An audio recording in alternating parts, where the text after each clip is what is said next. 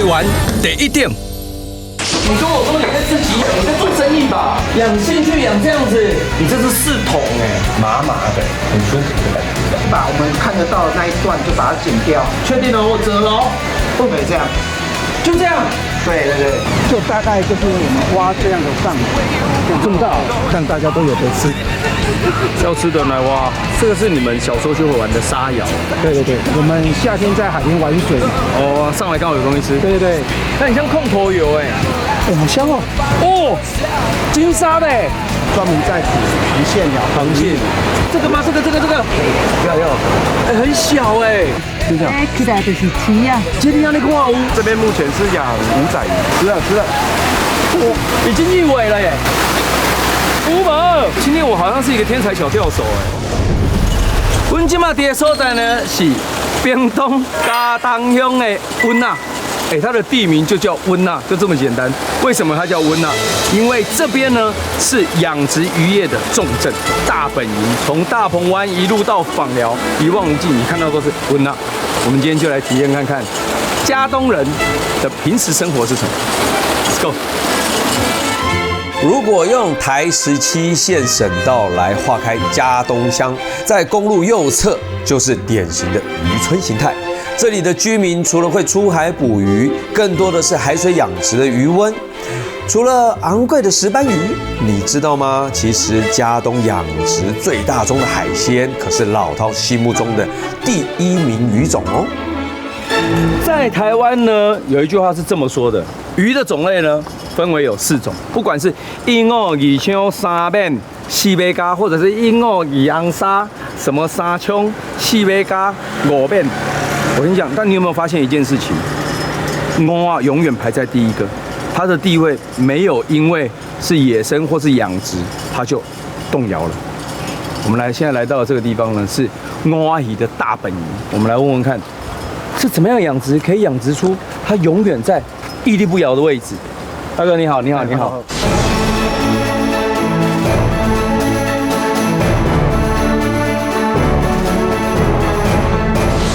听说你这边的蛙鱼，你是从鱼苗开始养，它养到大，但它味道从来没有变过。那因为我们屏东这边气候比较温暖，所以蛙鱼的产季呢，它没有分什么1年4季，它都有产。哦，所以蛙鱼是属于温带水域的鱼种。对，它比较怕冷，所以水温越高它越好。对，它成长的速度会比较快。哦，所以这边很适合养，对不对？台湾最适合养殖蛙就是在屏东。哦。好，那我们来去看一下。不急，我们先去吃个早餐嘛，带去吃我们这边在地的那种爱靠人的早餐。好啊，本汤。对，我们这边本汤跟其他地方本汤不一样。我们的本汤是单纯用鲔鱼肉去做成的肉燥，然后加在饭里面。我发现它这个，我跟你讲，真的要去到每一个乡镇城市，你一定要找到在地人带你，你才能吃到真正在地的味道。我以为你说的鲔鱼的本汤是它就是拿那种两个起下来对我油啊，无呢，贵的。对，它是整块的呢，直接去东港华侨市场那边买那个新鲜的鲔鱼块。哇，然后它还有虾，这什么虾？这是红喉虾。红喉虾。对。哇，好酷哦！吃看看。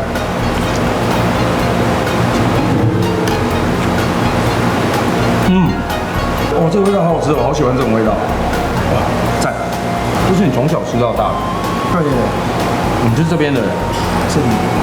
因为我们工作量比较重，所以我们习惯吃这些饭汤的话，就是不会那么早饿，太饿。有时候吃像吐司那一些啊，你可能10点多就饿了。那饭汤撑的比较久一点。哇，好酷哦！你们小时候都在玩什么？在我们嘉东这一区，有时候就是去海边，就是抓螃蟹啊，或是控刷油这样。控刷油？对，我们的控刷油跟一般的土窑是不一样的。刷油是在我们的沙滩，就是往下挖一个洞，然后把它烧成炭之后，再把我们的食材放进去。那所以我们今天也可以玩得到这个吗？可以啊，就下午可以去玩。又赚到了，又多赚一个行程，太好了。哇，那我们今天就来跟你过一过我们嘉东的在地生活，好吧？当然也可以看猎蛙。从小在家东长大的吴大哥，除了继承家中饲养渔温的事业，热爱乡土的他，也会带着游客体验各种温纳地区的生活。就像刚刚他说的沙窑，就是一项很受欢迎的活动。不过他说现在先带我到他的秘密基地去参观一下他的花园。哇哦！你这个，你跟我说你在自己养，你在做生意吧？没有，这只是养兴趣。养兴趣养这样子。对啊，我们在家养兴趣，养那个2尺缸或者是3、4尺缸，已经那个才叫兴趣吧？你这是4桶哎！我一开始也是从2尺缸，然后变3尺缸，然后变这样。对，然后直接就用桶了。还因为我本身很喜欢海里的东西，可是我又不敢去潜水。我对潜水有一种恐惧。如果你连现在这样看你都觉得很爽的话，哦，我的天哪！你背个气瓶到15米左右，这个层段就浅的了。你会看这些，你会看到疯掉，你会看到在那边这样。不想上了。对，人家要很身材淡醉，你没有，你在10米就醉了，你就这样看，你太强了吧？你就哇，因为珊瑚它会，如果环境好，它会一直长出来，对不对？对，像比如说像这个8爪珊瑚啊，这也是跟网友交流的，就是用珊瑚跟他换，他就剪这样一根给我。对，然后我前后养了大概2年，就变成4大缸。这种东西已经变成快要像是我花园的野草一样，好棒哦！珊瑚其实是动物，还是对，然后你手放上去，它有时候会有一点点麻麻的，一点点很舒服的感觉，这样。像这一种的话更明显，这种哦，会有连线。对啊，它其实对鱼会有一些麻醉的效果。对，它来了，尼莫，在里面，它好开心哦！哇，你养成这样好舒服哦。吴大哥因为一直无法克服对潜水的障碍，却又热爱珊瑚的美丽姿态，于是就利用养殖鱼温所抽取的海水来养珊瑚。就在这种绝佳条件下，他把自家后院打造成一座珊瑚花园。大哥说，接下来就让我自己来体验一下怎么种珊瑚。剪珊瑚怎么剪？就像我们修剪树枝一样，它就像我们陆地上，我们去插枝哦，插枝对。我以为它是一定就是我们以前去买的那个珊瑚，你是买一整块，然后回去慢慢放，然后把它养到漂亮这样。珊瑚你有把它分切过之后，它长的速度会更快哦。那你跟植物一样哎。对，你整个一团的话，它的生长的空间受限嘛。对。反而它长得会比较慢一点，对，或是像比如说像这边啊，细枝鹿角珊瑚背旁边的这些盘形的海葵嘛，对它有毒性，对，就是会想要在适当时间把它移除，就这样吗？对，就这样，对，确定了，我折了哦，我要折哦，对，这样，就这样，对，然后我们等一下再把它种回去，然后它就会开始一直长出来，各个芽点它会继续长。我不知道是可以这样哎，所以我们有一些海域，它是地形是，比如说沙岸地形，它比较不适合珊瑚的卵着床的话，可以利用这种方式去，就是种出一片珊瑚海这样。好漂亮哦，这样很漂亮哎。它在蓝光下，它会有荧光，对，荧光绿哎，在水里面又被包住看不出来，现在看得出来。那这边是你已经就处理好了。哎，对，像这一种的话呢，这叫什么？你可以拿起来看。微孔还是表孔？那你让它包在什么上面？没有，它本身久了之后，它自己会产生那个骨骼成分。像这一块的话，我大概从切割到现在大概2个月的时间，它已经快包一半。快包一半了。那另外像这个是脑珊瑚，哇，我跟你讲，冲浪者最怕这种，真的。那我们现在就种这几颗，把它种回去吗？对，把它种到外面那一缸。好，走，我要去看。我蛮欣赏你们这种人的哎，自己把自己的环境顾得就很想要拥有的一种氛围。喜欢海，你就自己去种了一堆珊瑚，然后再把它种来前面，种到这一缸里面，哎，很漂亮哎，哇，好羡慕哦。怎么做？就像是脑珊瑚，你先弄。就是我们会挤一些这个，像这个是专门在粘珊瑚的，对，胶，快干胶，对，把它粘上去。对，那这样不会伤害到珊瑚。基本上你是粘它的底部骨骼部分，不要尽量不要去粘到它的珊瑚活虫的部分。然后先静置，让它静置一下。对，好，我要来种那个鹿角，那鹿角我看了就很喜欢。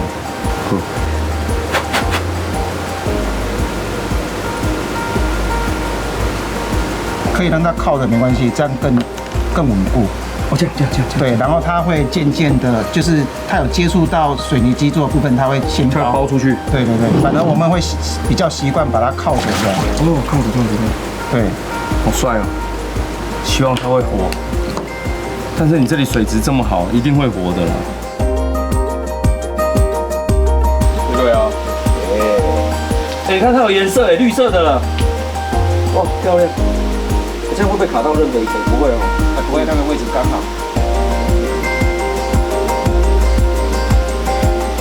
是啊，赞嘞。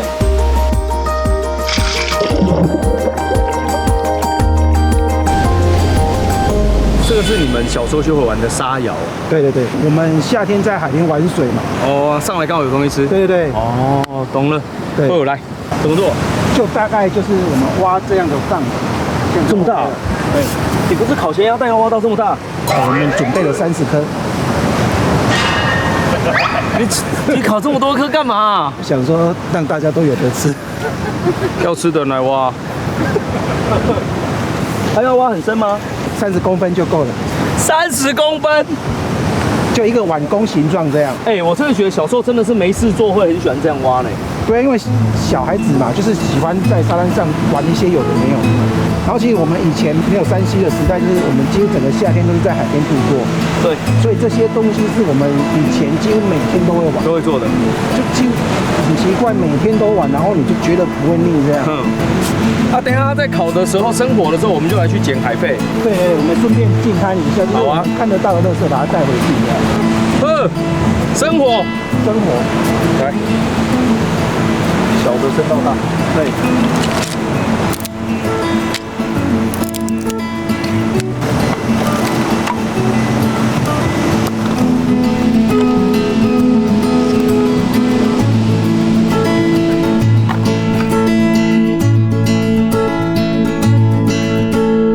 来，现在这样烤就可以了，够了吗？对，这样火已经非常足够了，真的。然后我们要把木炭拨开，好，然后等一下把食材放下去之后再覆盖起来。好。哦，这个随便什么放进去都熟了吧？专门在煮螃蟹的螃蟹。这个吗？这个，很小哎，就这样。哎，起来就是吃呀。这里要那个化污哦，所以这个它不要。哦，这个没有养，这个好哎。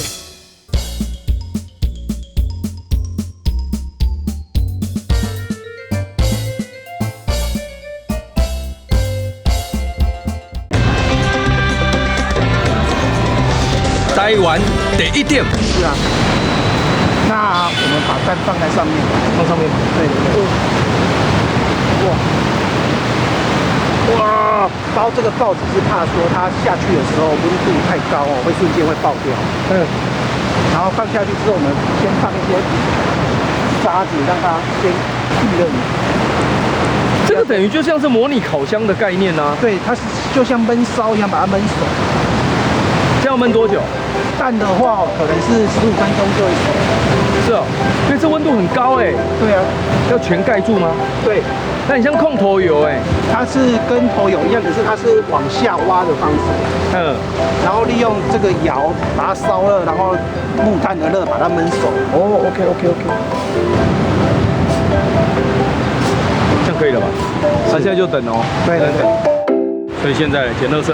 对，因为等那个火烧的时间，我们就是把沙滩上看得到的玻璃瓶先捡一下。来，捡垃圾。不得干呐。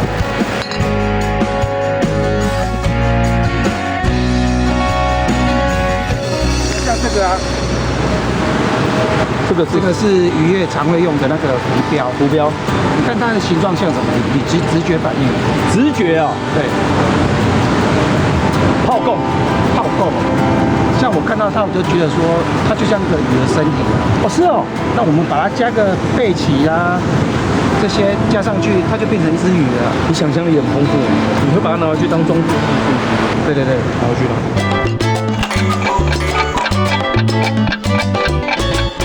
现在可以开窑了。开。先把上面的土稍微拨开嘛，现在应该还是很烫吧？里面还蛮烫的。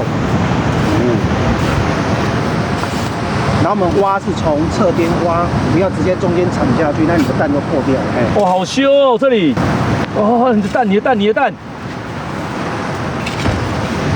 这里哦，我们可以换这个爆掉了，这爆掉了，太烫了，爆掉了。你有在？因为我有摸到啊，对耶，真的爆了啦！哎呦，哇，变这样，爆了啦，这一颗爆掉了，但太烫了吧？现在还有吗？有爆吗？没有，这颗没爆。我觉得这感觉像是被蒸熟的。哦，这你看点这种线。依这个温度来讲，这样够了。是哦。哦，太烫了，太烫了。这你鸭蛋哪里来的？我们在地有一个咸鸭蛋的工厂。嘿，那我们小时候的时候，它就已经有了。以前我们印象里一颗蛋可能是3块钱，几个小朋友可能你出1块，我出1块，然后就可以去买几个蛋来烤这样。对，小时候都会觉得这是个乐趣哈，在海边玩，然后这样子。哦，好香哦！哦，金沙的，金沙鸭蛋哎，哇哦，这太舒服了吧！好喝，好喝，很像什么，你知道吗？很像你吃到月饼的时候，月饼里面的那一颗。哦，太夸张了啦！哎，这样弄好吃哎，在海水下玩一玩，感觉又可以再下去玩了哈。很好吃哎。好，等下咱今晚来等你你家那边，把今天捡到的海贝去把它创作成好啊海洋生物，教我一下，教我一下。其实海贝拿回家里做成像这样，还蛮漂亮的。这个因为我们在进滩的过程中才会捡到这个浮标，然后因为我们在看到它的过程中就觉得说，它这个形状，其实我们把它加上鱼鳍，它就是一只鱼了，就像鱼了。对，那我把它再利用，它就不是垃圾了，它是一个可以装饰家里面的一个收藏品或是艺术品这样。其实也就是多观察啦，你如果观察，你就可以知道说，其实哪些东西你可以用一些废料把它拿来做。对。吴大哥原本就对手工艺很有兴趣，常常在进滩时发现许多海洋废弃物，而引发灵感，创作成海洋生物。他也希望来游玩的人能够透过创作，引起大家对海洋垃圾议题的注意，也让那些不适合回收的海废们经过改造之后，创造出新的价值。我好了。看这个。有像哎。哦，很难拿啊！有没有？这种不要太近看，就远远稍微看一下，样来的话，对吧？朦胧美。好，你看我，闭起来，嘿，好，就这样。哎，你做好了耶！还没一半。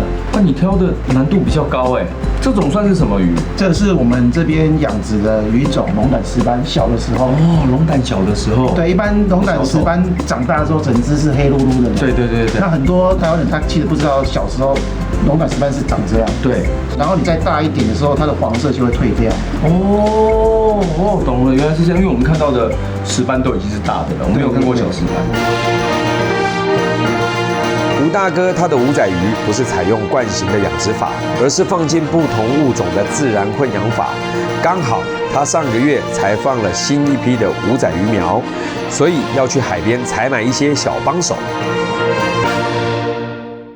都跟我介绍你认识一下，我们这边专门在捕螃蟹苗。螃蟹，对，这个是我姑丈。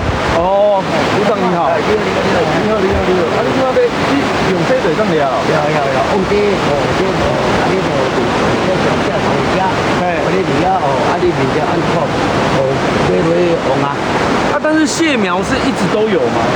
这个2月甲咱人正月啊，正月。有，先至正月，为使掠伫啦，旧日。掠到几月？掠到不一定的呢，有但是咱掠先至8月到8月。然后过了以后就等它。对嘛，秋蟹肥嘛，就等它肥了以后，然后它再去抱卵，抱卵以后再下去产卵，产完卵了以后它才会有小蟹出现。捕蟹苗原本就是在地人的渔业生活，不过养殖技术的改变，野捕蟹苗的需求量降低，再加上工作辛苦，如果没有人下定，渔民也就不下去放网了。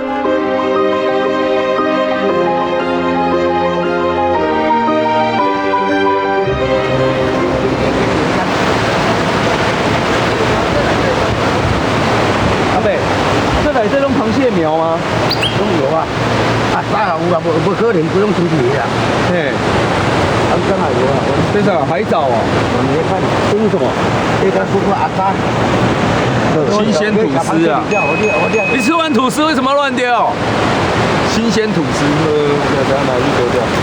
哦，很多呢。哎，这个吗？这个吗？这个。要，很小哎。哎，其实蛮多的哎。这甲是荷兰，这甲是另要这甲是。这个，你看得到吗？这甲是，你看得到吗？很小。别靠过来。还是我们上去上面看？不要紧，给天天管过滤好了，好不好？啊，这种下面这下面黑啊？对，皮虾啊。要，那讲鸡零鱼啦，我哋讲鸡零鱼啦，迄南边鸡，迄个就讲唔是讲的。哦，这个大只黑嘛对吧？蟹苗捕捉上岸后，就将整个网袋倒进干净的海水里，但网袋里还有其他的生物，因此先大致将体积较大的杂物清除之后，就要借着螃蟹会攀附物体的特性，将它与其他不要的杂质做分离。大约静置半小时之后，就可以收获喽。阿伯，啊，这个分好啊，伊即马就我看无啊，看无啊。是诶。哦，你要看无，你要看吼，你要裂开，哦，就这，你要摸，吼，伊始终伫对啦。哦，你只，哦，你要摸起来，哦，这边，哦，这安怎讲是啊？这，哦，就这样。哎，起来就是鱼啊！这里让你看有。一般渔民他只是要清蟹而已。哦，所以这个他不要。哦，以后你们不要的这种有没有？他都不上哇的。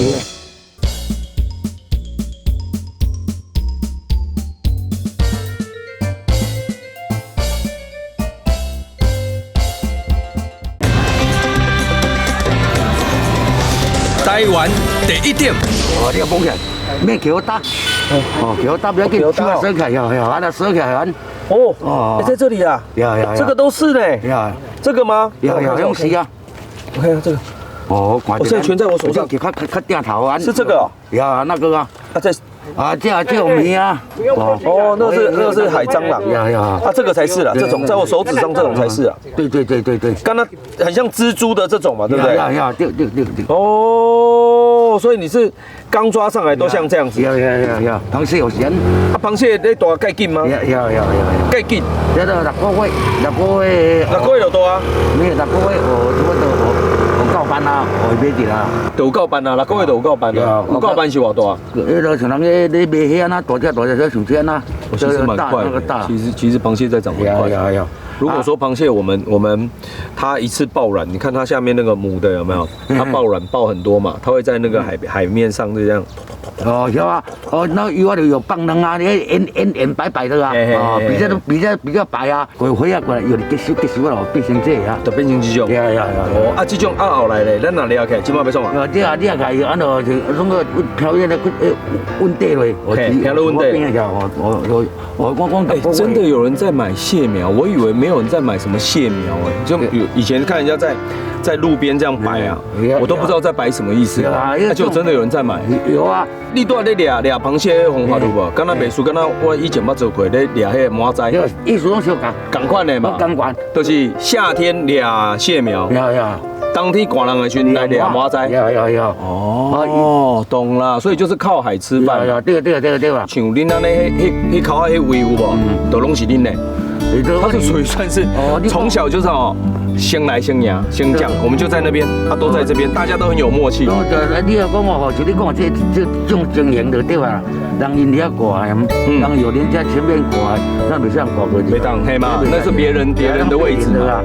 你下咱挂，人袂使咱挂落去啦。对啊，是这样啊，人前面来人挂，咱袂使挂过去啦。其实它是大家会有一个很有秩序的一种默契中的秩序啦，有秩序的默契是一样的。OK， 我们现在来看一下压起来，咱是个手，要，来。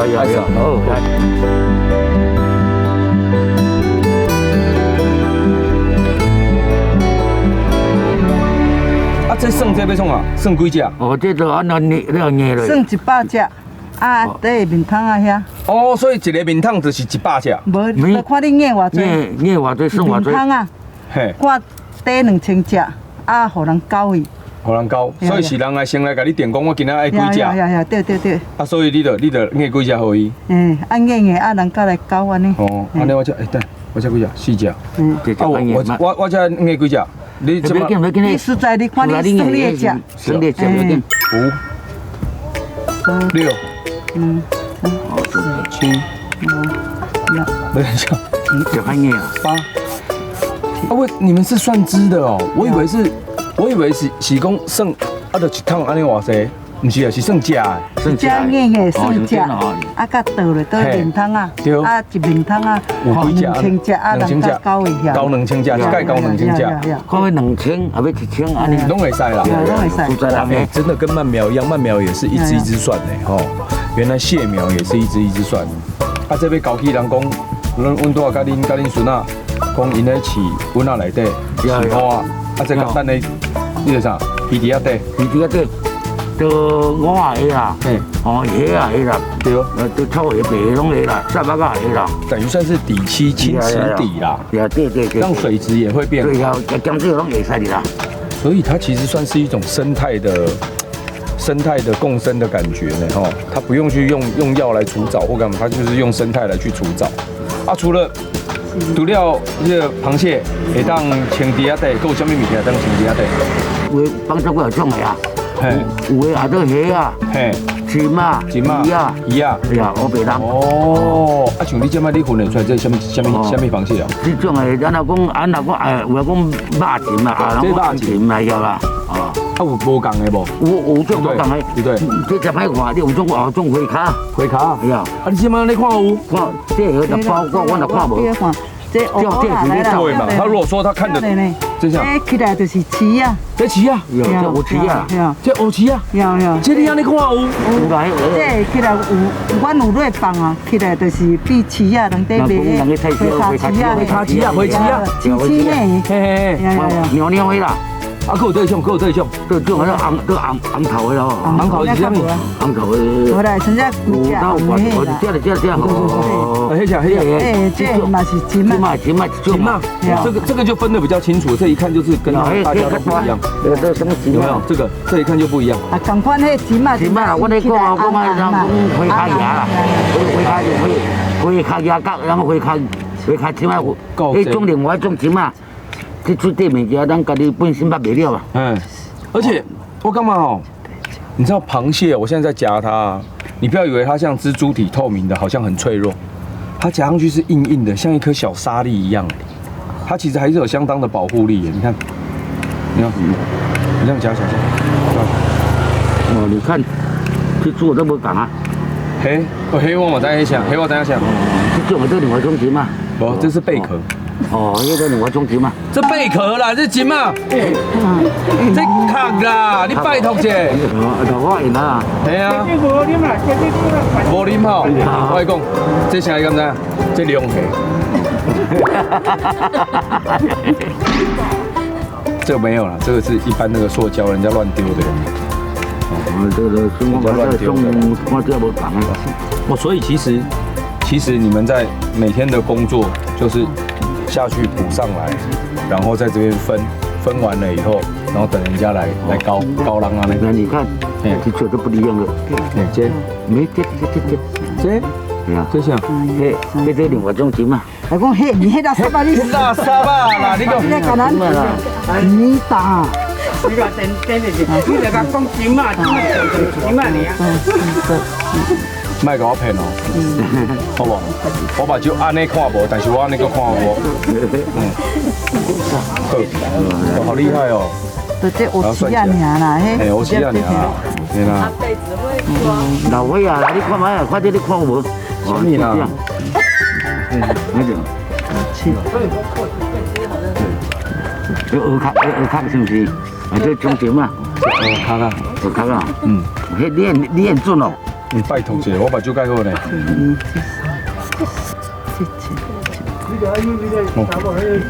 我都没有在算呢，我只把它加进去而已。那个要算哦。你来，你这个年轻人你比较厉害，你来算。来，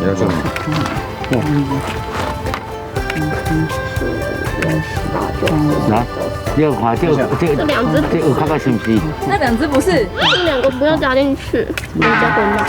啊？为什么？螃蟹啊，哪个不是螃蟹？红色这不是螃蟹，那不是螃蟹吗？什么地方鱼最多、最好钓？吃了，已经一尾了耶！Uber，今天我好像是一个天才小钓手哎。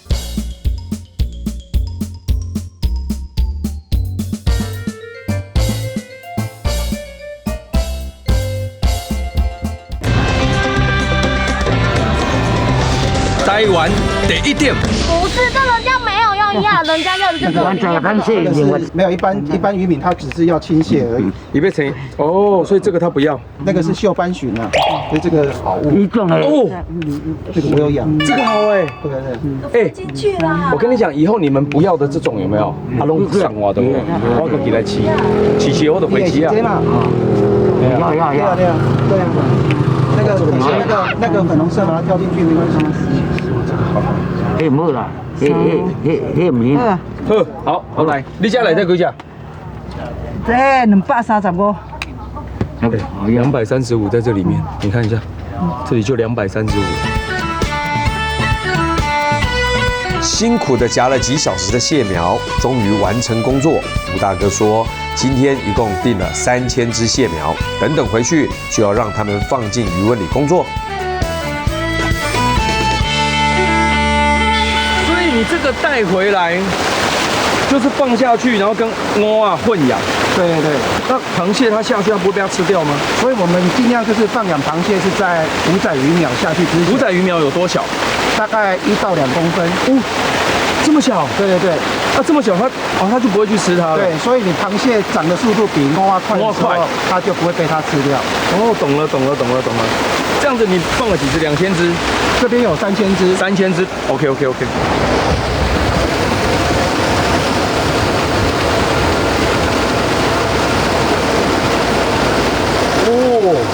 好多。那个网袋就不用拿起来了。对，它会暂时附着在上面，它适应这个环境的时候，它就会离开。OK。所以也就是说，这种生态养殖以往在没有用，还是多久以前才开始用螃蟹混养？是看渔民的做法，像我们水泥池的才适合放养那个螃蟹。一般像土堤的话就不适合，因为它会挖洞，破坏你的堤防。对。像我们放养螃蟹的原因是为了控制它贝类的生长。对，因为我们这边是直接引海水进来养。对。那一定会有贝类，不控制它的量的话，你的水会完全清澈的状况。5仔鱼会紧迫，不好养。因为它还是有它的天敌嘛，它看到上面，它就每天在那边很紧张，就不好养。那所以说，如果说我们要维持在一个生态平衡，它水又是浑浊的，然后它也安静、安定的长大，那我下面就用其他的东西来控制贝类的生长，它达到一个很好的平衡。懂了。哇，所以现在你的蚵仔鱼都还是小的。对。那怎么办？没有蚵仔鱼可以处理，觉得来到了鱼温不处理点蚵仔鱼是不行的。我们来去钓，好不好？来去钓。所以最近刚好在附近呢，我去钓几尾蚵仔鱼回来。有没有什么地方鱼最多，而且最好钓？其实大海里都有鱼啊，哪里鱼最多？这里，好吗？南哥你好，哎，Hello，来，我们直接就来找专业的啊。这里面有什么鱼？这边目前是养五仔鱼，鹅啊，哎，我刚好就要鹅啊，鹅啊，那我们来钓钓看好不好？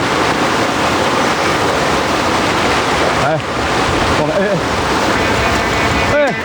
们就这样钓了，太容易钓到了吧？很容易，非常容易。好，这个我喜欢，这种容易钓到的东西我最爱了。哇！我刚刚是什么样的？为什么没有钓到？为什么没拉起来？因为五仔鱼它的习性是直接吞下去，然后你没有开到它，对，钩子没有打到它的话，它就很容易脱钩。哦，对啊，懂了。所以我刚刚没有把枪按住了。还有，因为我刚没有按住，它就会脱嘛，对不对？对啊。懂了。来一次，再给我一次。哎，这么好钓哦！你们想要几尾说？没问题，应该有吧？轻轻松松哈。对。吃了。哎，就这样啊，10尾是不是？哎，1尾了耶，已经1尾了耶。哎，几位来啊，几位？哎，好漂亮哦，这个。哎，我果然是不会钓鱼的人。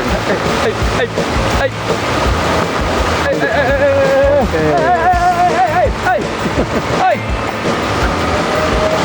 有没有看过人家在追鱼的？自己拿着钓竿还自己追鱼？哎，好漂亮哦！这算大吗？这算小。对，不过这个最好吃。真的吗？真的。好，我们再来试试看能不能钓到大的。这尾先给你，帮我记尾数了1，好不好？已经1了。OK。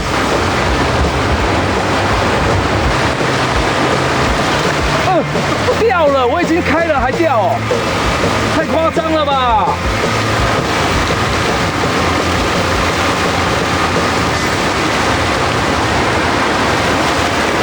有了 ，nice， 有了，哎呦，会跳上来洗鳃耶！哎呦，哎，这尾比较大哎，大一点，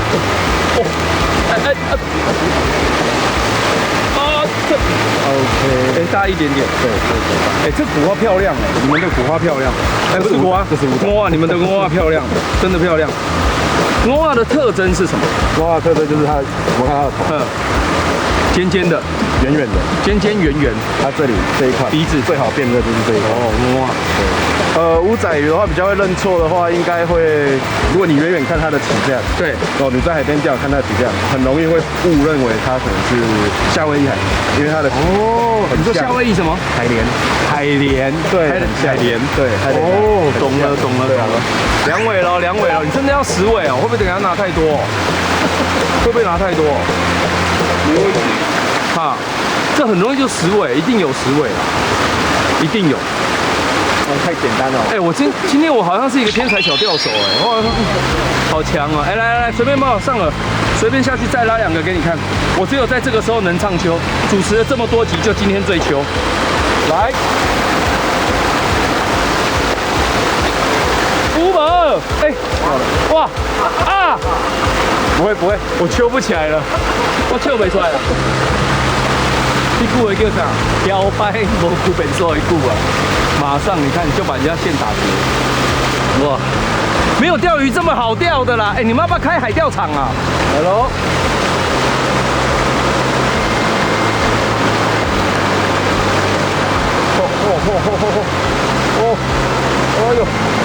哎呦！它一般来说，我们五仔鱼要养到多大才可以出？差不多4两左右，4两。这个现在多大？这个差不多接近4两，会接近4两。对啊。这尾大。这尾大。对，可能半斤有了。半斤哦。看，来去做夜竿，辛苦了。哇，硬哦！五仔鱼的地位屹立不摇，但是五仔鱼月竿，大家做的方法都很多。你是用哪一种方法？我不是用泡的，我是用抹盐巴，然后再去喷我们的米酒那一类。米酒那一类就是有米酒嘛，对不对？还有什么？再加一些那个跟这一个。好，等一下喷了就知道。来，我等一下喷我就要来试试看。那现在怎么做？大量制作的话是用整桶的盐卤下去泡嘛？对，我们就是用撒盐巴的方式，那是用导演的方式，所以我们大概这样的量，这样就够了，哎，保养就够了，而且我们是要2面2面都要。对，哎，真的每个地方做的一夜干都不一样。有一些在家自己要做，可能做个1、2只，不需要调整筒的。OK， 就这样就好了吧 ？OK， 来拍打让它顺便磨均匀一下。哦，好。够了，哎，你的比较简单呢。我们是比较适合一般居民在家，就是一般大家在家里这样做，居家就可以做了。对，居家比较方便。只要去买一个蚵仔就可以了。对，蚵仔的肉质有一个香味，独特的香味，而且它预热煎过之后会更香。对，而且还出油。哎，是。五仔鱼的油脂非常的丰厚。那我们喷的话，就是一面喷2下，一面喷2下。对，好。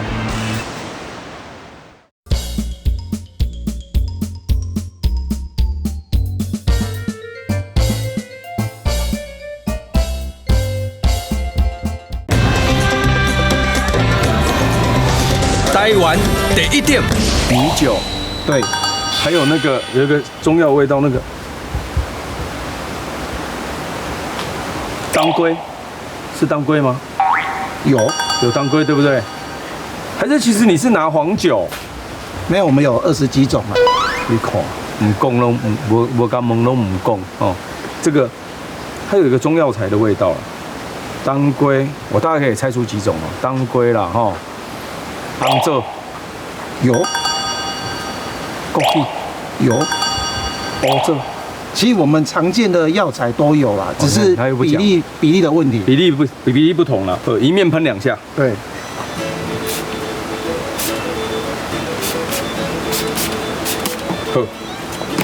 这样就可以了。好强哦！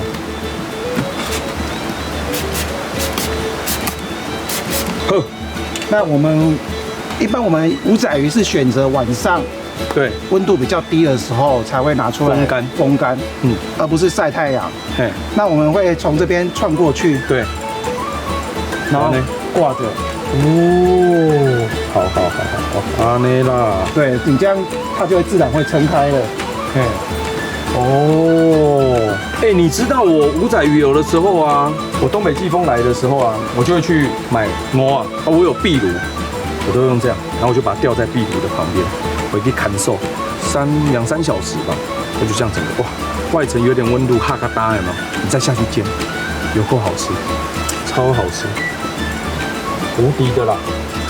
来，五仔鱼虽然是属于平价鱼种，但是对老饕来说，硬蚵的地位可是无可取代的。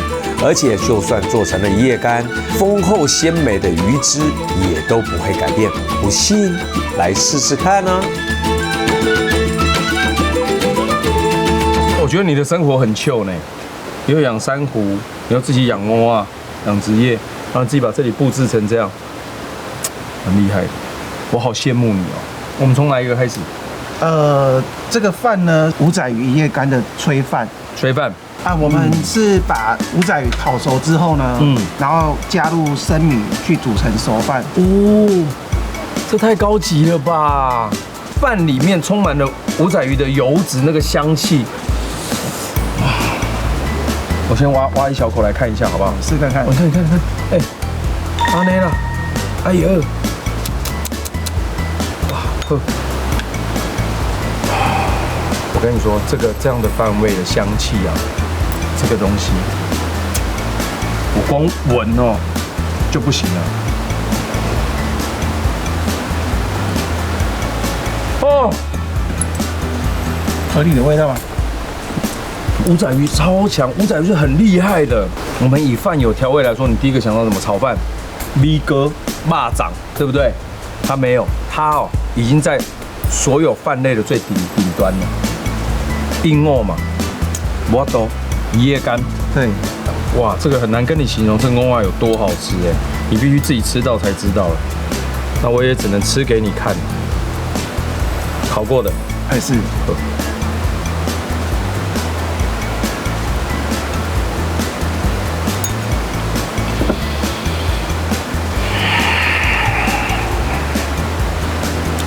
哇，配合着这种阳光，好舒服哦。哇，这个冬瓜实在有够好吃哎！今天跟你讲，我们在这边怎么生活？你刚才讲啊，你家也生吗？你也生吗？还好，因为我觉得蛮好吃，可是我们会变换口味啦。怎么说？比如说一开始我们觉得说用烤的就很好吃了，或是说用煎的就会很好吃了。那吃久了之后，你总是会想要变换口味，所以我们才会自己弄出这个五仔鱼叶干的炊饭。这什么？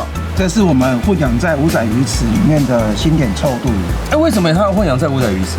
因为我们的鱼池里面它可能会长藻类啊，或是丝藻那一类。哇，厉害厉害！今天来到你们温纳这边，我们从大鹏湾这里放眼望去，每个都是温纳。台湾在养殖业上面算是亚洲来讲，已经算首屈一指了。但是还是希望大家可以注意到我们海洋的教育、海洋的知识跟环保，我们把海废收集起来，我们也可以做很多想要的东西。